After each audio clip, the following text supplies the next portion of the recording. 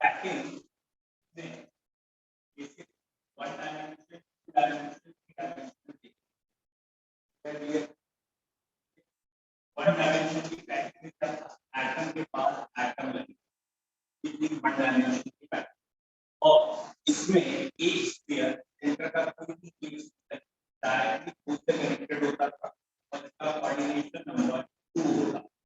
एक स्फीयर खुद से जुड़ा है बड़े वन डायमेंशन से ही डायमेंशन कोऑर्डिनेट होता है। डायमेंशन कोऑर्डिनेट होने के दो तरीके या तो ये जो स्फीयर है इसी के नीचे स्फीयर रखा जाए ये अरेंजमेंट होता है। ये हो गया पैकिंग इन टू डायमेंशन में square close packing. Square close packing आवाज बीच में क्रैक हो रही है बेटा एक मिनट एक मिनट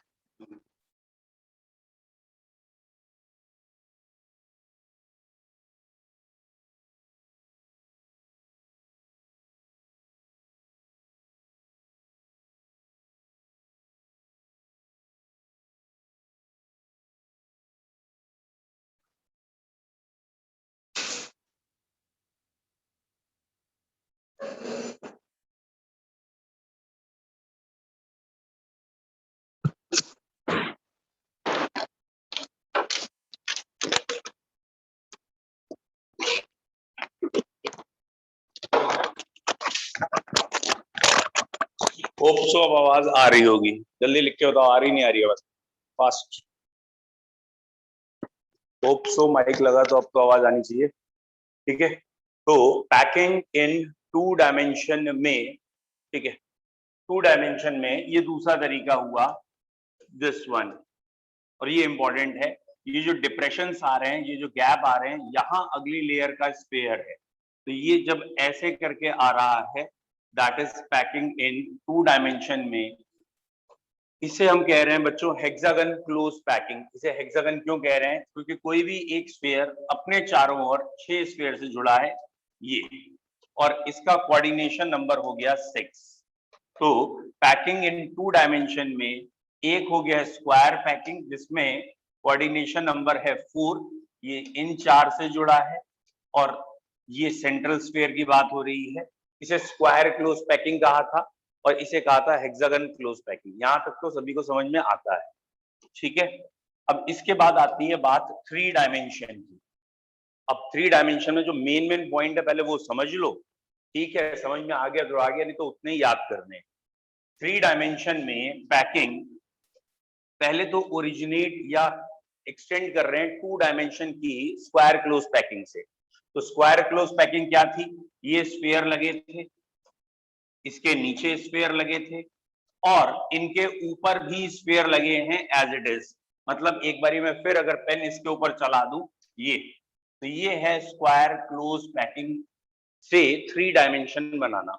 मतलब जैसे इस लाइन में अलाइनमेंट था इस लाइन में अलाइनमेंट था वैसे ही इस लाइन में भी अलाइनमेंट है।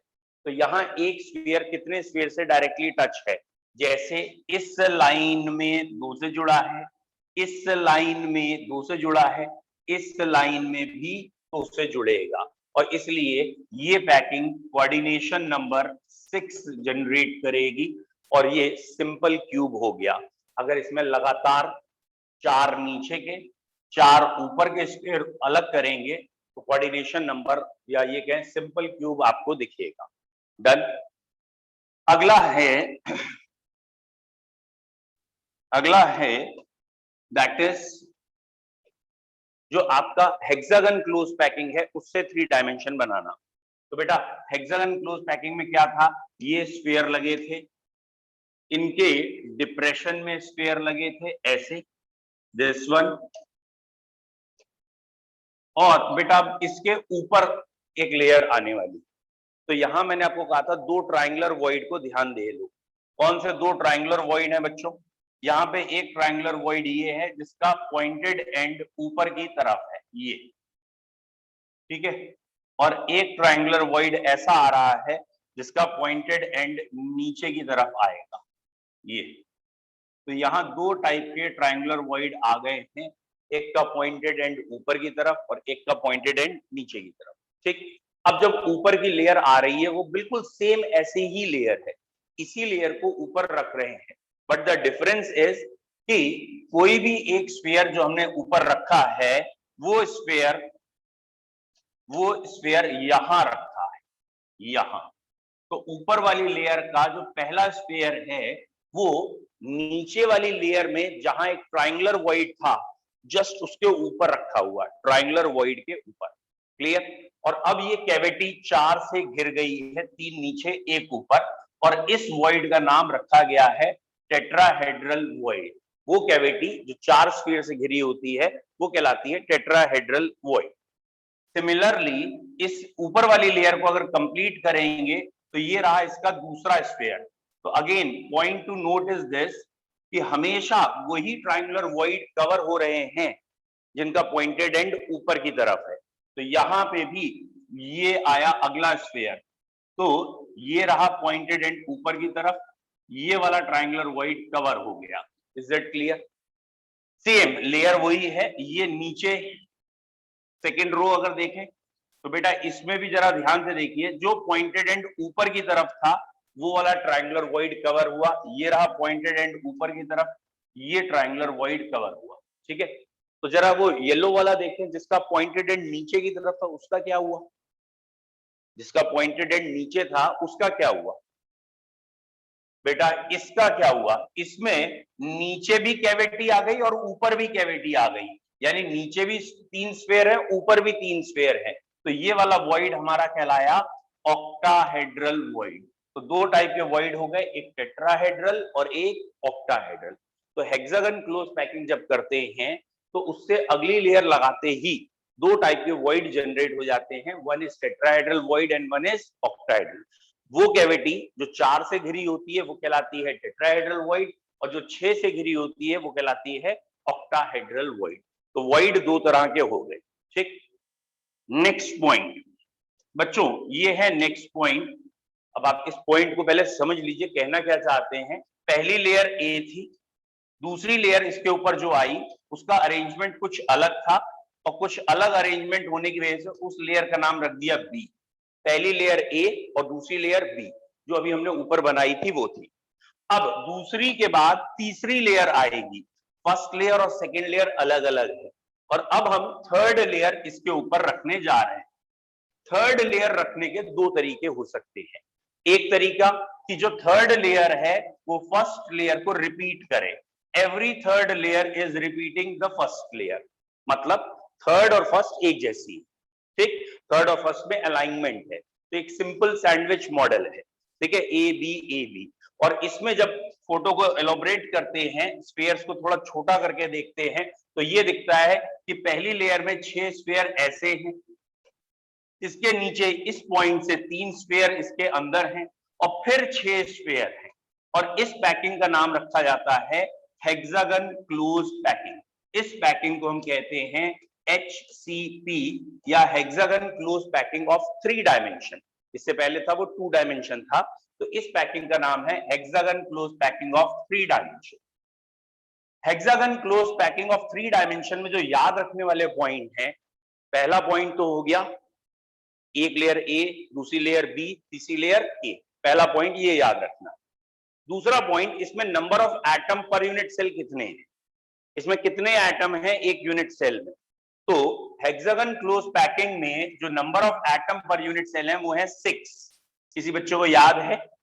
हमने पहले कराया है क्योंकि, चलिए देख लीजिए कैसे 6 हैं। हर कॉर्नर पे एटम है, हर कॉर्नर पे एटम है, और कॉर्नर हेक्सागन में होता है 1/6, और ऑब्वियसली कॉर्नर्स का नंबर 12 है। तो हेक्सागन में हर कॉर्नर पे एटम है, और उसकी वजह से जो कंट्रीब्यूशन आ गया है वो है 2।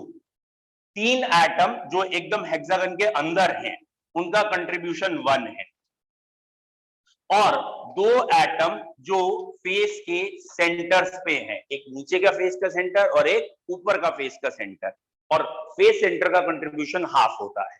तो हेक्सागन क्लोज पैकिंग में total number of atom per unit cell होते हैं 6।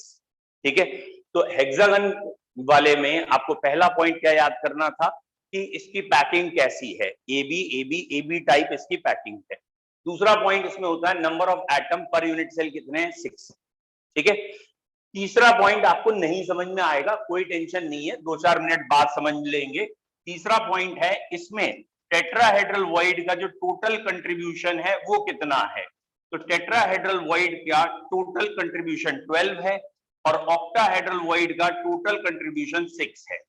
ठीक है, ये क्या पॉइंट है, कितने एटम लगे हैं पूरे यूनिट सेल में कॉर्नर पे और जो लैटिस है, तो जो लैटिस है उसकी वजह से नंबर ऑफ एटम है 6, जो हमने अभी प्रूव किया था। जितने भी एटम लगे होते हैं लैटिस पे उतने ही ऑक्टाहेड्रल वॉइड होते हैं, जितने भी लैटिस पे लगे हैं उतने ही ऑक्टाहेड्रल वॉइड, और उसके डबल टेट्राहेड्रल वॉइड। तो यहाँ ऑक्टाहेड्रल वॉइड हो गए 6 और टेट्राहेड्रल वॉइड उसके क्या हो गए डबल 12। ठीक है, इतनी कैविटीज होंगी इसके अंदर 6 एंड 12। एंड लास्ट पॉइंट जो कंपटीशन में प्रूफ भी कराया जाता है, फिलहाल अभी आपने प्रूफ नहीं करना कि इसकी एफिशिएंसी कितनी है, 74%। तो हेक्सागन क्लोज पैकिंग के ये 3 या 4 पॉइंट आपको याद करने हैं। ठीक है, और यूजुअली आपके लेवल में ये 74% और पहला ए बी टाइप याद है। ठीक, अब दूसरा तरीका कौन सा हो सकता है बच्चों, दूसरा तरीका, एक तो ए बी टाइप है, तो पहली लेयर ए दूसरी लेयर बी। ठीक है, पहली लेयर ए और दूसरी लेयर बी कहने का मतलब तो समझ में आ गया कि पहली लेयर में कोई एक स्फीयर को आपने पॉइंट आउट किया, उसे देखा, फिर अगली लेयर में उसी पोजीशन पे देखा क्या है, तो आपने देखा पहली लेयर में जहां एक स्फीयर है वहां अगली लेयर में उसके जस्ट नीचे 3 स्फीयर है। इसका मतलब कंडीशन चेंज है, एकदम अलग है, ऊपर 1 है और नीचे 3 है, तो अलग हो गया। फिर तीसरी लेयर में देखा आपने, कंडीशन दोनों से अलग है। समझो क्या कह रहे हैं, पहली लेयर में जहां एक स्फीयर है उसके नीचे 3 स्फीयर है, और बेटा अगर यहां 3 स्फीयर ये नीचे की लेयर में है, ये 3 स्फीयर नीचे की लेयर में है, तो ये वाली पोजीशन क्या कहलाएगी, ये जो गैप है ये क्या कहलाएगा, टेट्राहेड्रल वॉइड। 4 से ही तो घिरा है ये गैप, 1 ये 2 ये 3 4 से घिरा है, तो ये टेट्राहेड्रल वॉइड हो गया। तो जहां ऊपर एक स्फीयर है उसके नीचे 3 है, इसलिए टेट्राहेड्रल वॉइड। अब थोड़ा दिमाग लगाना, क्या कह रहा हूं, इसके नीचे फिर 3 स्फीयर हैं, इसके नीचे फिर 3 स्फीयर है, जहां ये 3 स्फीयर है उसके नीचे 3 स्फीयर है, लेकिन उल्टे। तो ये 3 स्फीयर की कैविटी, ये 3 स्फीयर की कैविटी ये ओवरलैप करती है, तो ये क्या बनता है, 6 स्फीयर की कैविटी क्या बनती है, ऑक्टाहेड्रल वॉइड। तो यहां पहली लेयर में एक ए एटम लगा था, जिस जगह पे ए एटम या एक एटम लगा है उसी पॉइंट पे जब नीचे देखा तो 3 एटम लगे हैं, तो इसका मतलब पहली लेयर अलग है दूसरी अलग है। और तीसरी लेयर में देखा तो 3 ही एटम थे, लेकिन उनका अरेंजमेंट बी वाले 3 एटम से उल्टा था। ठीक है, और फिर चौथी लेयर में देखा तो फिर एक एटम आ गया, तो ये रिपीट हो गया। तो ये वाली पैकिंग का टाइप क्या कहला रहा है, पहली लेयर ए, दूसरी लेयर बी, तीसरी लेयर सी, फिर चौथी लेयर ई। ठीक है, और इस पैकिंग को जब आगे पढ़ा गया तो इसका नाम आया सीसीपी, यानी क्यूबिक क्लोज पैकिंग।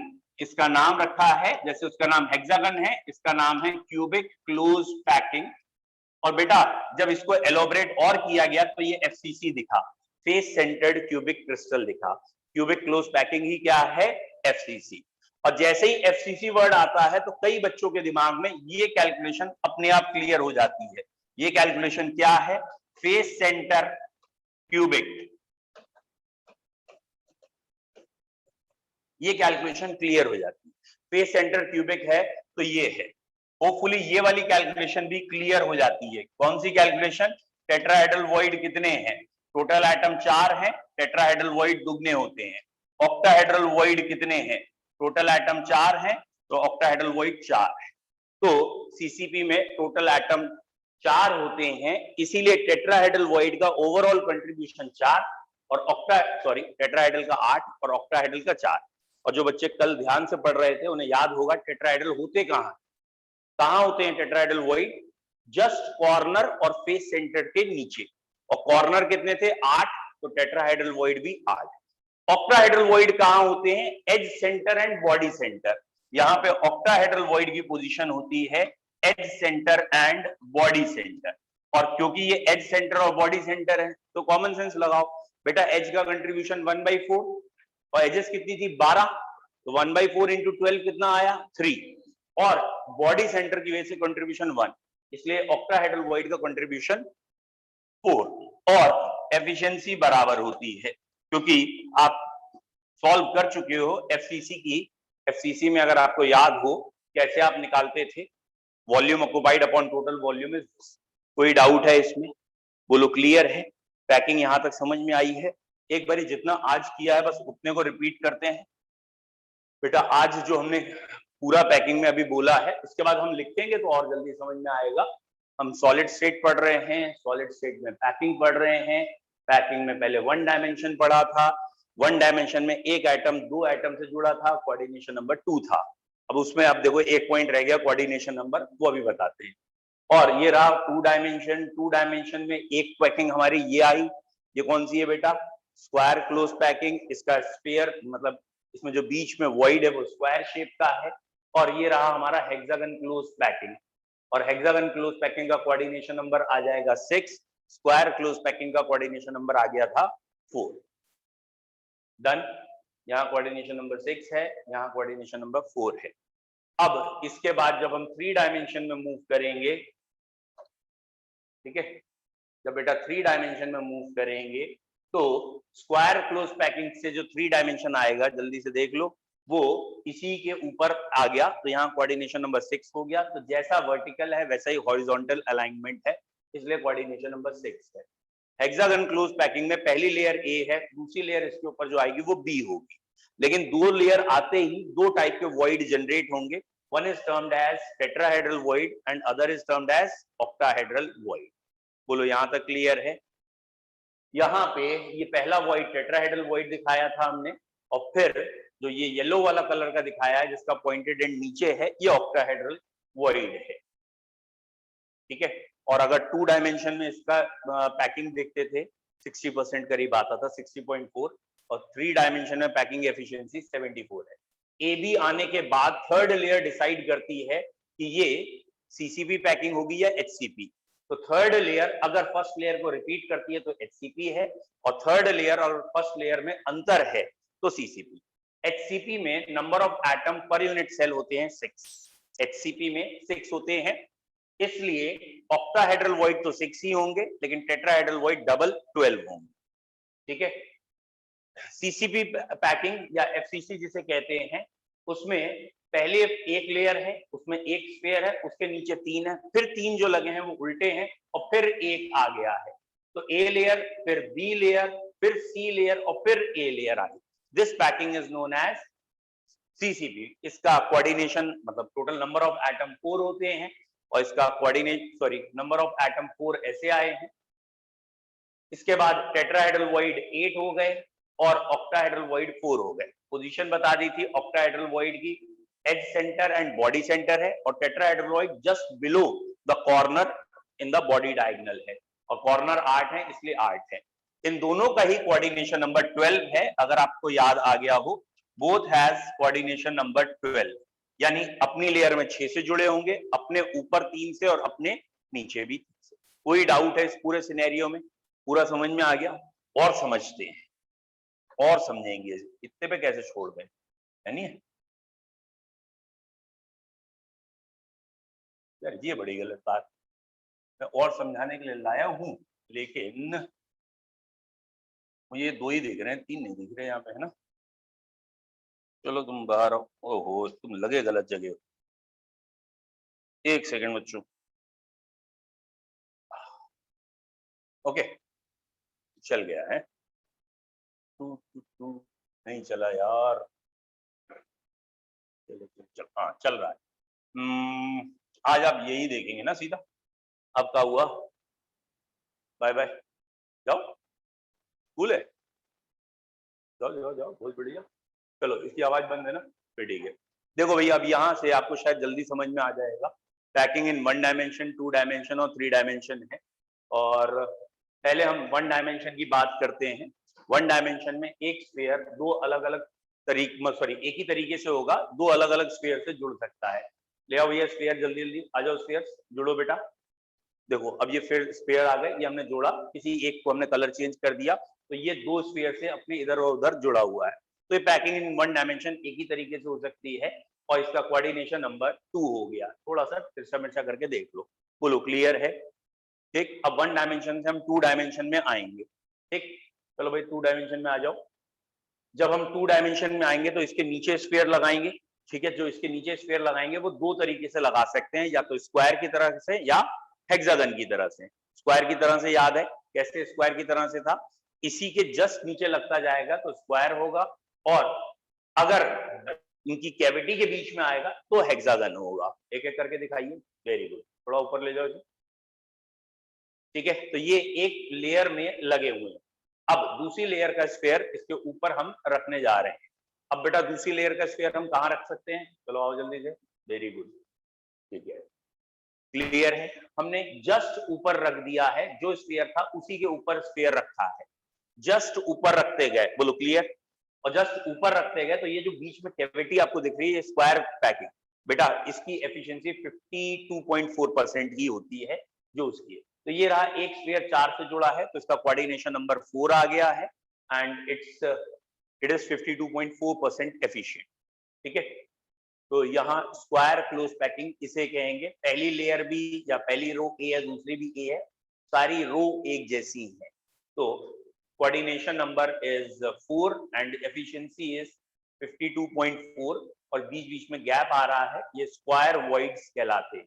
ठीक है, ए ए ए ए अरेंजमेंट है, स्क्वायर वॉइड्स। अब हेक्सागन कैसे करेंगे, ये रही पहली लेयर, दूसरी लेयर के एटम कहाँ रखने हैं, पहली के वॉइड्स में। अब थोड़ा सा ध्यान दीजिएगा, वॉइड्स में रखे जा रहे हैं, पहली में जहां डिप्रेशंस हैं वहां रखे गए एटम, बोलो दिख गए। एक और लेयर ले आते हैं इसके ऊपर, जिससे और क्लियर हो। तो दो टाइप के ट्राइंगुलर वॉइड्स आपको फोकस करने हैं, एक जिनका पॉइंटेड एंड नीचे है, फिर दूसरा जिसका पॉइंटेड एंड ऊपर है, और लगातार अल्टरनेट वो पॉइंटेड एंड वाले चलेंगे। और ये पिछली पैकिंग के मुकाबले थोड़ा और कंडेंस हो गया, यानी वॉइड्स छोटे हो गए, एफिशिएंसी बढ़ जाएगी, और ये 2 लेयर में एफिशिएंसी इसकी 60.4 हो जाती है। ठीक है, तो यहाँ एक सेंट्रल को अगर हम फोकस करेंगे तो ये चारों तरफ 6 से जुड़ा है, इसलिए इसका कोऑर्डिनेशन नंबर 6 हो गया, बोलो क्लियर है? ठीक, अब जो मेन पॉइंट है वो है 3 डायमेंशन, जिसमें सबसे ज्यादा बच्चों को दिक्कत आती है। और 3 डायमेंशन में आपके दिमाग में इसमें शुरू होने से पहले ही क्या पिक्चर आ जानी चाहिए? 3 डायमेंशन 3 तरह के हैं, कौन कौन से? पहला सिंपल क्यूब से, या ये कहें स्क्वायर से 3 डायमेंशन। फिर हेक्सागन से जब 3 डायमेंशन आएगा वो पहले ए और बी आएगा, और फिर ए बी। अब जरा ध्यान से देखो, वहां गैप ज्यादा है और वहां 52.4% एफिशिएंसी है, यहाँ गैप कम है, यानी चीजें पास में आ गई है। इसका मतलब इसमें लेस एम्प्टी स्पेस, वहां मोर एम्प्टी स्पेस है। तो this packing is more efficient then that packing, वहां एम्प्टी स्पेस ज्यादा थे और यहाँ एम्प्टी स्पेस कम है। ठीक है, अब 3 डायमेंशन में पहले दो टाइप कौन से होंगे? पहले सिंपल जो था, दैट इज सिंपल क्यूब की पैकिंग, या दिस वन, ये कौन सा है आपका? स्क्वायर क्लोज पैकिंग से 3 डायमेंशन बनाएंगे, और उसमें एटम इसी के ऊपर एज इट इज लगाते जाएंगे, और वो सिंपल क्यूब बनेगा, और कोऑर्डिनेशन नंबर उसका 6 आए।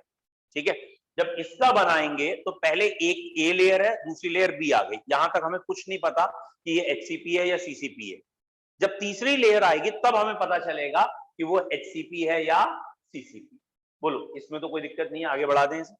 चलो भाई आगे बढ़ाओ, 3 डायमेंशन लेके आओ, जल्दी बढ़ाओ भाई, नहीं ला पा रहे, हमें ही बढ़ानी पड़ेगी क्या? चलिए, ये आ रहा है 2 डायमेंशन से 3 डायमेंशन की तरफ, तो ये जरा ध्यान से देख लीजिए, ये रही 2 डायमेंशन की, clear? That is square packing, एक के पीछे एक, इसके ऊपर ही रख दो बेटा। ठीक है, गुड, एक और रखो। ठीक, बोलो क्लियर है? यहाँ तक कोई डाउट? थोड़ा इसे रोटेट करके दिखाते हैं तो ज्यादा समझ में आएगा, रोटेट करती है तो हर जगह स्फीयर एक के पीछे लगे हैं, चाहे आप इस डायरेक्शन में अलाइनमेंट देखें, इस डायरेक्शन में देखें, या ऊपर के डायरेक्शन में देखें, तो हर डायरेक्शन में अलाइनमेंट आपको दिखना चाहिए। ठीक है, चारों डायरेक्शन में अलाइनमेंट आपको दिखेगा। ठीक, और इसमें से अगर कोई भी 8 स्फीयर लगातार वाले अलग आप कर लेंगे तो वो 8 स्फीयर अलग होने के बाद आपको ऐसा फोटो या इंप्रेशन देंगे। Is it clear? अब हमने क्या किया, इन स्फीयर को थोड़ा थोड़ा दूर कर दिया और सबको अगर स्मॉल कर दें और फिर एक वायर से या एक स्ट्रेट लाइन से कनेक्ट करेंगे तो ये आपका फोटो दिख जाएगा। यहाँ का कोऑर्डिनेशन नंबर 6 दिख जाएगा। एक आइटम से आगे पीछे 2, इधर इधर 2 और ऊपर नीचे 2। और इस पैकिंग के हम ए टाइप भी कह देते हैं। ये 2 डायमेंशन से 3 डायमेंशन में चेंज हुई है।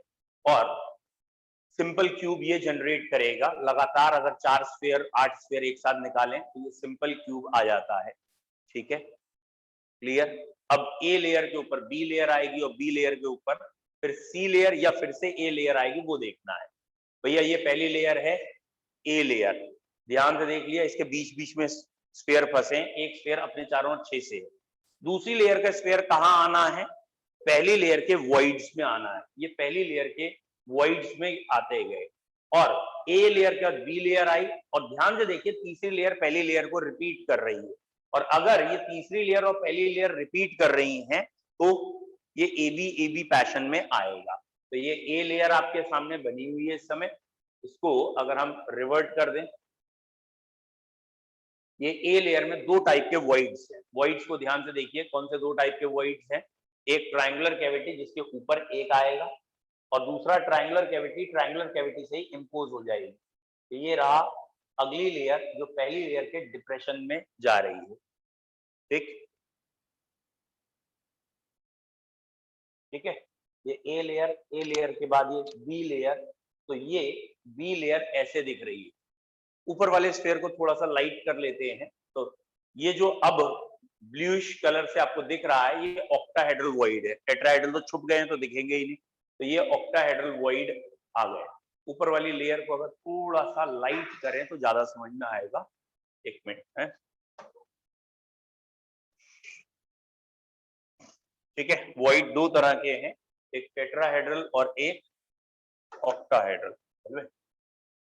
एक मिनट है, पॉज हो जाएगा, ज्यादा अच्छा बता नहीं पा रहे हो, हटो।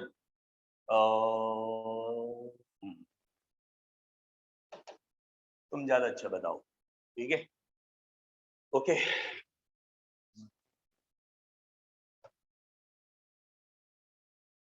अबे तुम कहाँ से आ गए?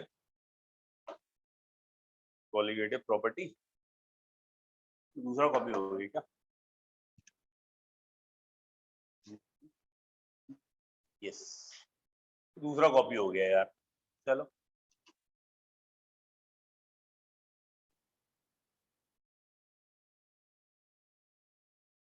चलेगा।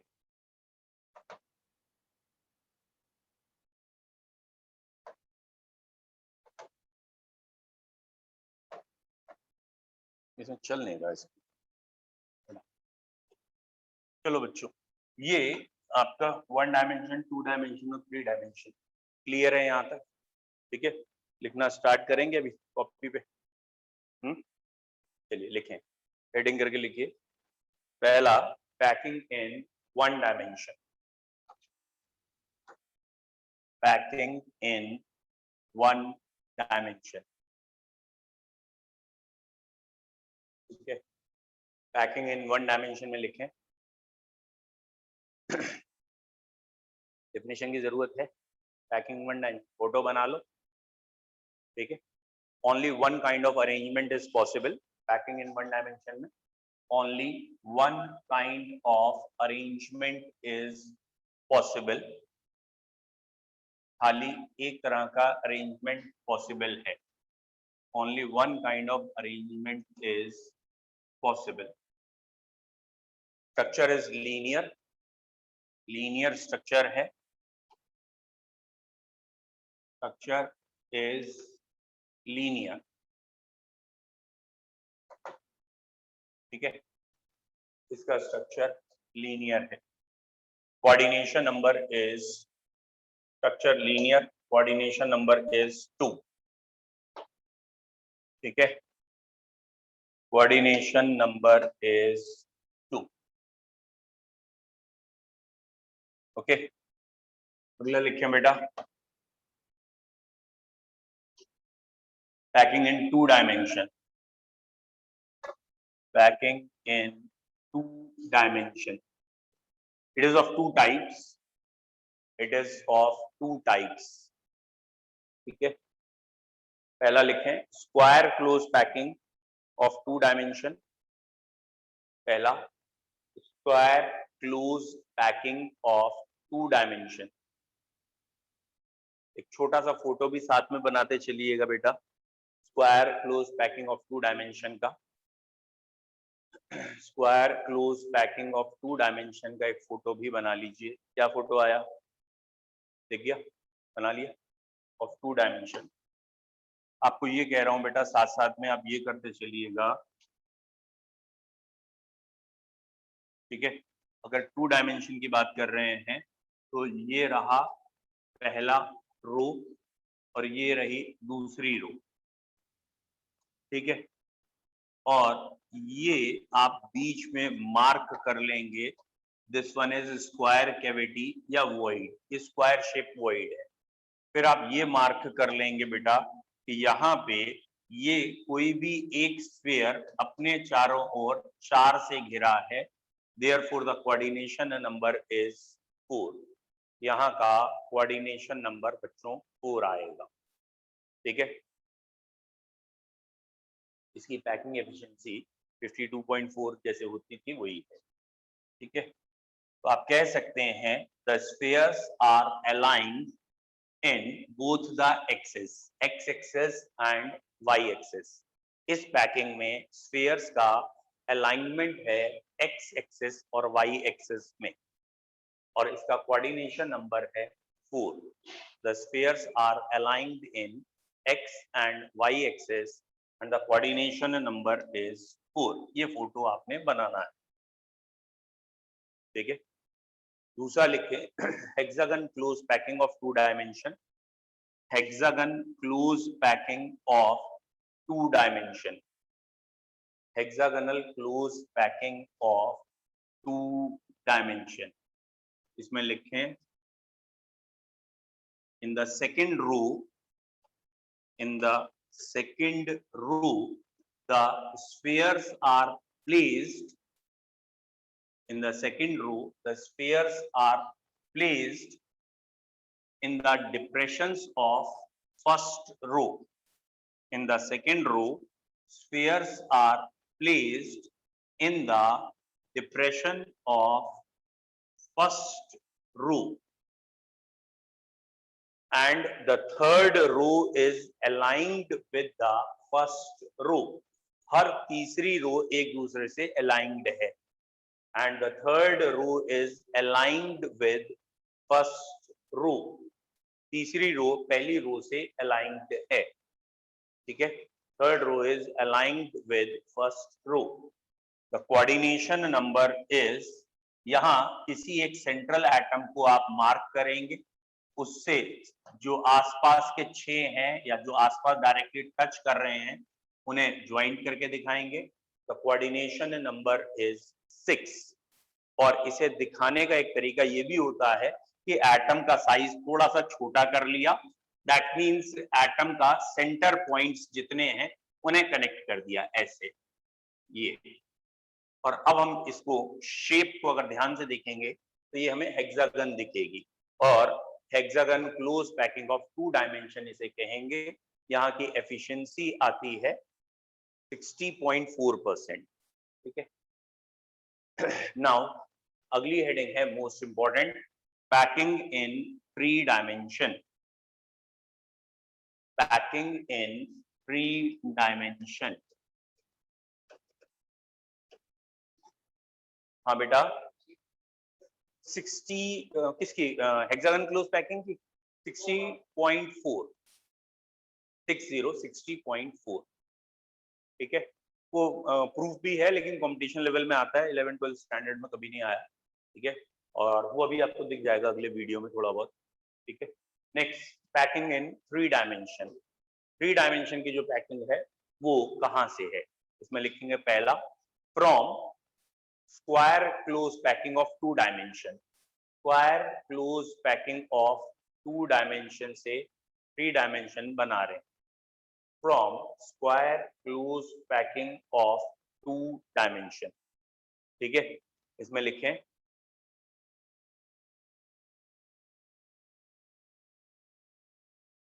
spheres are aligned in all the three axes, x-axis, y-axis, z-axis.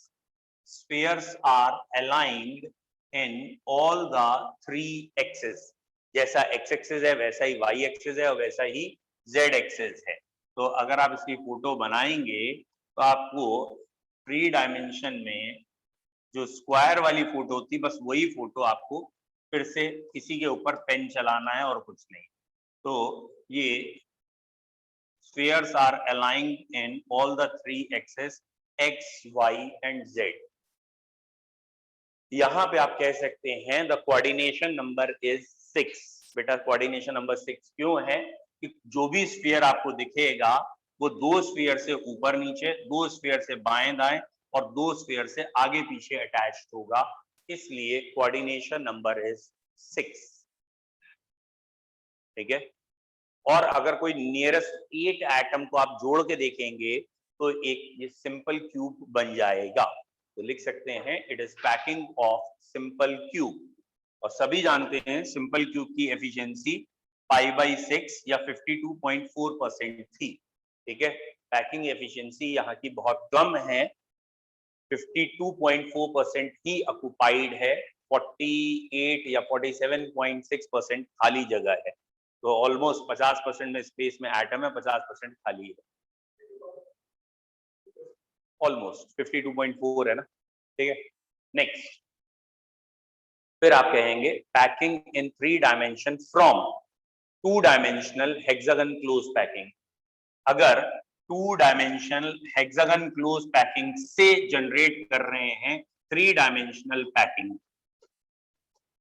तो ये 2 टाइप्स की जो आनी है वो अभी हमें देखना है। ठीक, लेकिन अभी 2 टाइप्स नहीं लिखेंगे, सॉरी। अभी हम क्या कहेंगे, अभी हम कहेंगे कि जो फर्स्ट लेयर है, इस फर्स्ट लेयर के ऊपर सेकेंड लेयर आ रही है और ये दोनों लेयर डिफरेंट है। फर्स्ट लेयर ए है और सेकेंड लेयर बी है, ये दोनों लेयर डिफरेंट है। ठीक, तो लिखेंगे the sphere of second layer. बेटा फर्स्ट लेयर कैसी है वो तो ऊपर हेडिंग में लिखा है, हेक्सागोनल है, एक एटम 6 से जुड़ा तो वो नहीं लिखा। The spheres of second layers are placed in the depressions of first layer. The spheres of second layer are placed in the depression of first layer. Second layer के sphere first layer के depression में रखे जाएंगे। ठीक है, it gives rise, इससे क्या होता है, it gives rise two types of void। इससे 2 तरीके के void जनरेट होते हैं। It give rise two types of void। बेटा इन्हें बना लीजिए। एक void आप ऐसे बनाएंगे कि ये 3 स्फीयर नीचे हैं और इनके ऊपर एक स्फीयर है। ये 3 स्फीयर जो मैंने येलो से दिखाए हैं वो नीचे हैं और जो व्हाइट से दिखाया है वो ऊपर है। तो ये कैविटी 4 से घिरी है। This void is known as tetrahedral void. ठीक है, तो वॉइड्स 2 टाइप के हैं, जिसमें पहला आप लिखेंगे टेट्राहेड्रल वॉइड। टेट्राहेड्रल वॉइड की डेफिनेशन क्या हो गई, the cavity is surrounded by 4 spheres tetrahedrally. The cavity is surrounded by 4 spheres tetrahedrally. बेटा इसका मतलब क्या है, एक भाई समझिए।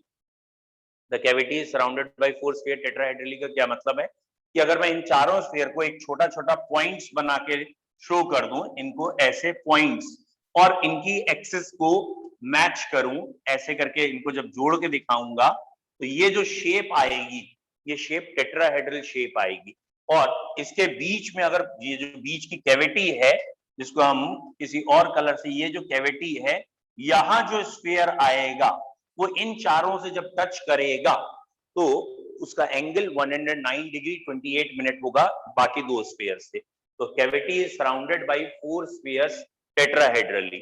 और ध्यान से बीच में एक छोटा स्फीयर भी ड्रॉ करना है जो मैंने स्लाइटली पिंक या जिस भी कह लें इस कलर से बनाया है। ठीक है, ये जो छोटा वाला स्फीयर है उसका रेडियस अगर r है, स्मॉल r, और बड़े वाले स्फीयर का रेडियस कैपिटल R है, तो ये रिलेशन है, ठीक है। Small r is 0.225 times of capital r. ये रेडियस बड़े वाले स्फीयर का आर है और छोटे वाले स्फीयर का रेडियस स्मॉल आर है। तो इन दोनों रेडियस में ये रिलेशन होता है, वो जब आप प्रूफ करेंगे तो दिख जाएगा। इसका प्रूफ एनसीईआरटी में नहीं है, एनसीईआरटी में अगले का प्रूफ है ऑक्टाहेड्रल का, वो हम करा के भी दिखाएंगे। फिलहाल ये आता है small r is 0.225 times of capital r. और जो बच्चे मैथमेटिक्स के हैं उनको तो कोई दिक्कत ही नहीं है, वो तो बहुत आराम से इसको प्रूफ कर सकते हैं, ठीक है। मैथमेटिक्स वाले बच्चे जरा ध्यान से देखें तो वो तो 1 सेकंड में प्रूफ कर देते हैं, कर सकते हो आप, ठीक है। मतलब ऐसे एक आध भाई मैंने एक दो बच्चों से पूछा, उन्होंने बड़े सिंपल तरीके से बताया, बोले 1 सेकंड में आंसर लीजिए। उन्होंने ये ट्राइंगल बनाया, ये वाली वैल्यू उन्हें 2r दिख रही है, यहां से लेके यहां तक r और r 2r। ये वाली वैल्यू क्या दिखेगी उन्हें, बेटा बताओ, समझ में आ रहा है? यहाँ capital R plus small r दिख रहा है, ठीक है।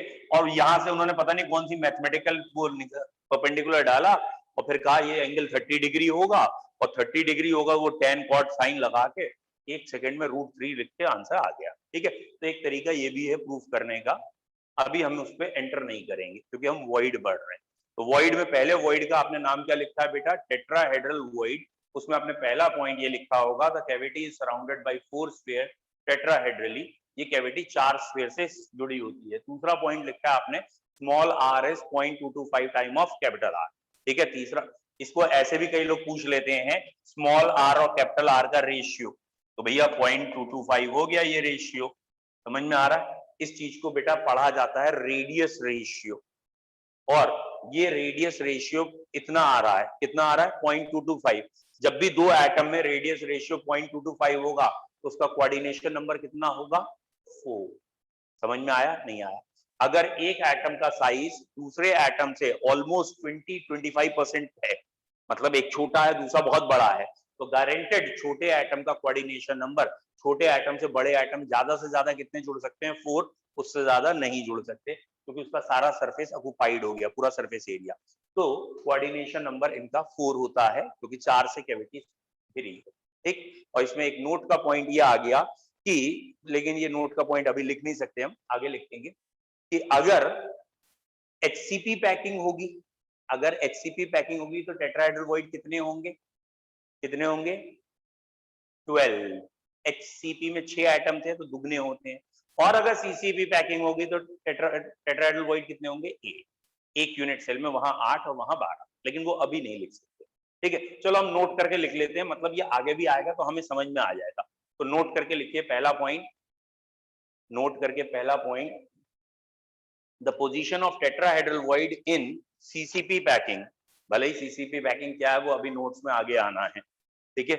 The position of tetrahedral void in CCP packing, that is FCC, is the position of tetrahedral void in CCP packing or FCC is, कहाँ है बताओ, नहीं का क्वेश्चन वो पढ़ो, लैंग्वेज क्या लिखी है, द पोजीशन, पोजीशन कहाँ है, वेरी गुड, कॉर्नर के जस्ट बिलो फेस सेंटर के बीच में, ठीक है, is below corner at body diagonal, below corner at body diagonal, ये इसकी पोजीशन थी। और ये आपने कल के वीडियो में देखा भी था, ठीक है।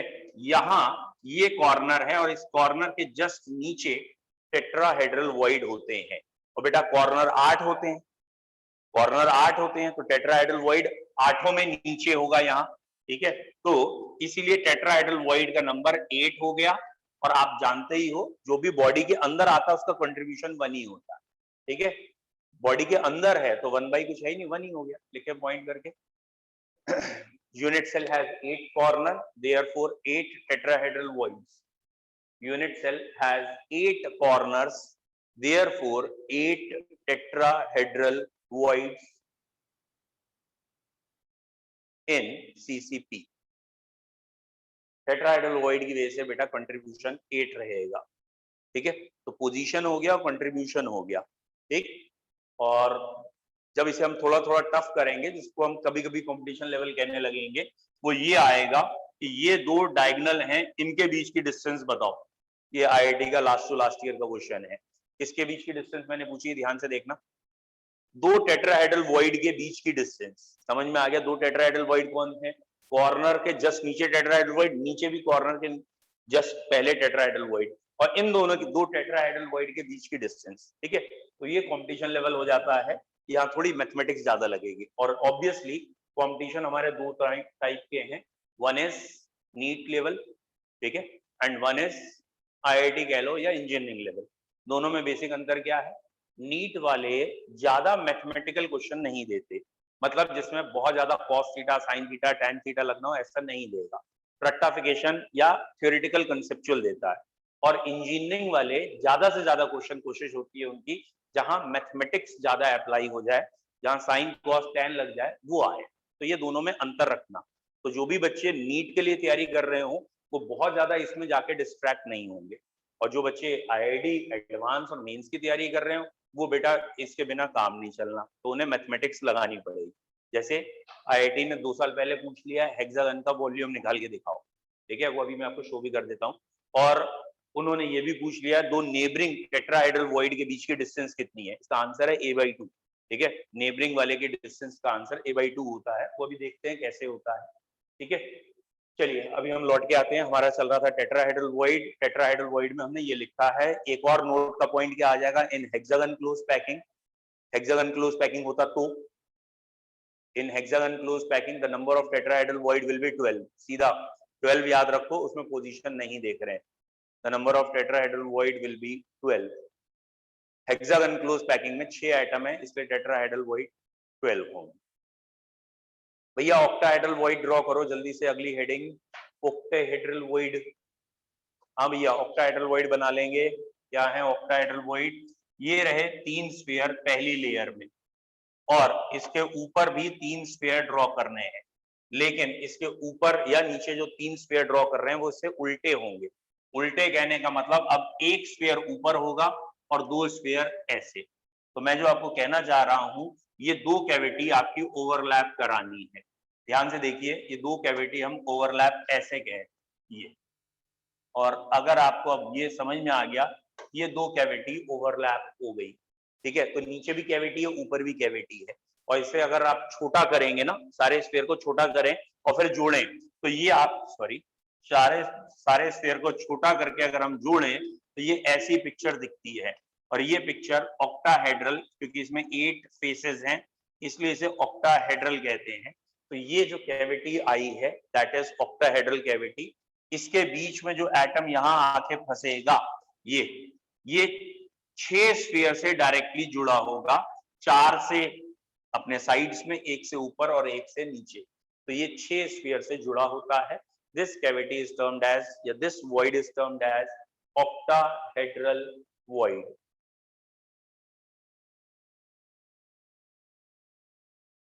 यहां का कोऑर्डिनेशन नंबर हो गया 6। ऑक्टाहेड्रल वॉइड बहुत ही ज्यादा आसान है प्रूफ करना, इसलिए प्रूफ कर रहा हूं। ठीक है, तो इसका बहुत ही ज्यादा आसान है। ये 4 स्फीयर ऐसे हैं, 1 2 3 4, एक ऊपर है एक नीचे, 6 ऐसे थे, और ये कैविटी में बीच में स्फीयर आया है, दिस वन। ठीक है बच्चों, तो अब इसको प्रूफ कर रहे हैं, तो इसको ट्राइंगल मान लिया ABC।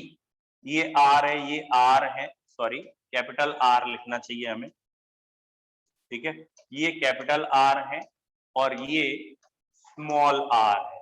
तो जो मैथमेटिक्स वाले हैं उनके लिए तो लड्डू है। ठीक है, आपको दिख रहा होगा AB² plus BC² equal to AC²। ठीक है, ये पाइथागोरस थ्योरम जो भी है, तो ये 2r का स्क्वायर, ये भी 2r का स्क्वायर, और ये r प्लस r के ट्वाइस का होल स्क्वायर है। बोलो क्लियर है? तो डायरेक्ट अंडर रूट मत निकालिए, गलतियां हो जाती हैं। ओपन कर लीजिए, तो ये 2 का स्क्वायर 4, ये भी 4, तो ये हो गया 8r², और यहाँ हो गया 2 का स्क्वायर 4 और r प्लस r का होल स्क्वायर, 4 2 टाइम्स 8, और अब दोनों तरफ अंडर रूट लीजिए, तो √2r equal to r plus r आ रहा है। ठीक है, तो स्मॉल r की वैल्यू आ रही है √2r minus r equals to 1.414 R minus R, तो 1.414 R माइनस R कितना हो गया, दैट इज 0.414 R। तो ऑक्टाहेड्रल वॉइड का रेडियस रेशियो यानी स्मॉल r upon capital R is 0.414 है। यानी जब कैटाइन और एनाइन दो अलग अलग साइजेस हैं, कैटाइन छोटा और एनाइन बड़ा, और इसमें ये रिलेशन नियरली 40% के आसपास साइज में डिफरेंस है या 40% टाइम्स है, तो कोऑर्डिनेशन नंबर 6 होता है। ऑब्वियसली यहाँ का कोऑर्डिनेशन नंबर 6 लिख लिया है। ये प्रूफ तो आप खुद ही कर लोगे यार।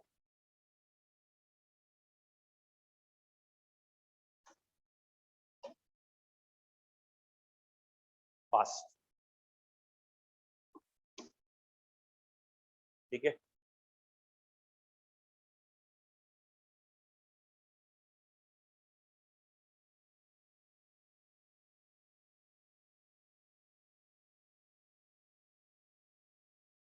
ठीक, एक नोट करके पॉइंट लिख लीजिए, वैसे आपको पता ही है। अब इन एनी क्लोज पैकिंग, अगर किसी क्लोज पैकिंग में if n spheres are present, अगर किसी क्लोज पैकिंग में n स्फीयर्स हैं, चाहे वो CCP है चाहे वो HCP है, कोई भी है, in any closed packing if n spheres are present, then number of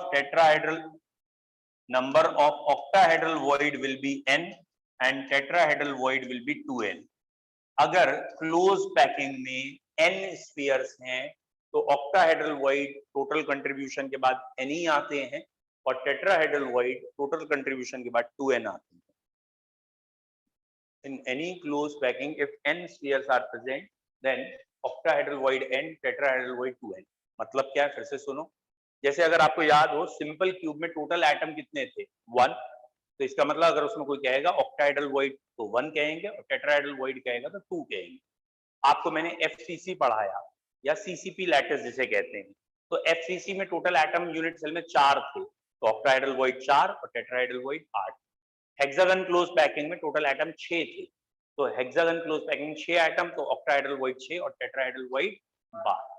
clear, इस पर न्यूमेरिकल्स बनेंगे, ठीक है। तो अब हमारे दो टाइप के वॉइड हो गए, और पहली लेयर A हो गई और दूसरी लेयर B हो गई। अब बच्चों अगला पॉइंट क्या आना है, AB आने के बाद अब ये वाली पैकिंग दो टाइप में स्प्लिट होगी। कौन से दो टाइप में, वेरी गुड। तो याद रखने का एक तरीका है जिससे कि आपसे कभी गलती ना हो, वो ये है, क्या, अगर किसी में C लेयर आएगी, मतलब तीसरी लेयर अलग C, तो वहां C वर्ड ज्यादा है, CCP पैकिंग है, ठीक है। जिसमें C लेयर आएगी वो ही CCP है, और जिसमें C लेयर नहीं है, तो CP तो कॉमन वर्ड है, वहां C नहीं है, वहां क्या है, H है, मतलब HCP है। तो CCP, C एक ज्यादा है, इसी का दूसरा नाम FCC, ठीक है। CCP FCC मतलब C ज्यादा है और वहां कोई दूसरा नाम नहीं है, ठीक है। ठीक, तो अब आपको लिखना क्या है, अब आपको लिखना है कि थर्ड लेयर विल डिसाइड, या थर्ड लेयर जैसे ही आती है तो पैकिंग दो टाइप से हो जाती है, तो third layer will decide the nature of packing, ठीक है। और it is of two types या it can be of two types. Third layer आने के बाद पैकिंग दो तरह की हो सकती है, ठीक। चलिए इतना ही रखिए अभी आप, और थर्ड लेयर वाली बात जानबूझ के हम पूरी कॉपी में अभी नहीं लिख रहे हैं, जिससे कि कल एक बारी आप और जब इसे देखें, इसके क्वेश्चन करें, तो आपके दिमाग में पिक्चर एकदम क्लियर हो जाए कि ये थर्ड लेयर थी।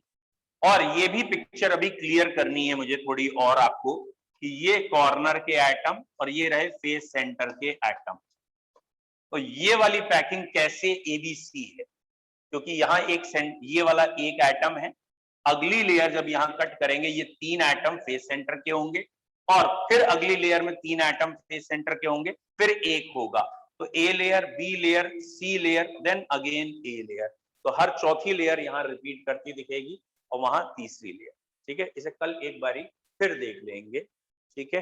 तो ये पैकिंग इस उसका सबसे डिफिकल्ट पार्ट है दिस वन। थोड़ा बहुत तो क्लियर हो ही गया होगा, ठीक है। चलिए बच्चों आज इतना ही रखें। बेटा अब ऑनलाइन ऑफलाइन जो भी बच्चे हैं, आपका ना 1 वीक से ऊपर जिस जिसका ट्रायल हो गया है, फर्स्ट इंस्टॉलमेंट को आप आगे बढ़ा दो, ठीक है। आगे बढ़ा दो मतलब कोचिंग में आके सबमिट कर दो, ठीक है। कोशिश करिएगा ऑनलाइन पेमेंट्स ना करें, ठीक है। वैसे मैंने अभी आपको ऑनलाइन लिंक ही नहीं दिए हैं तो पेमेंट करोगे आप, है ना। तो चुपचाप आप यहीं पे कोचिंग आके सबमिट कर लें। टेस्ट कॉपी आप लोगों ने ली नहीं है तो टेस्ट कॉपी कोचिंग से कलेक्ट कर लें, फीस कोचिंग में जमा कर दें। दोनों पॉइंट ध्यान रखें, ठीक है। अगला टेस्ट आपका बता के संडे को होगा और आज के बाद होपफुली मेरी ड्यूटी का चक्कर खत्म हो जाएगा, तो हम रेगुलर इवनिंग बैचेस जैसे थे वैसे ही ऑनलाइन मोड पे शिफ्ट हो जाएंगे। मतलब 3 to 4, 4 to 5 वैसे ही होंगे। आज नहीं है आपका शाम को बैच, और आज शाम को मैं बैकअप रख दूंगा जो एकदम नए बच्चे हैं। आज और कल बैकअप नए बच्चों का हो जाएगा कि जो जो उनका छूट गया है वो करा दिया जाएगा, ठीक है। बेटा रुक जा।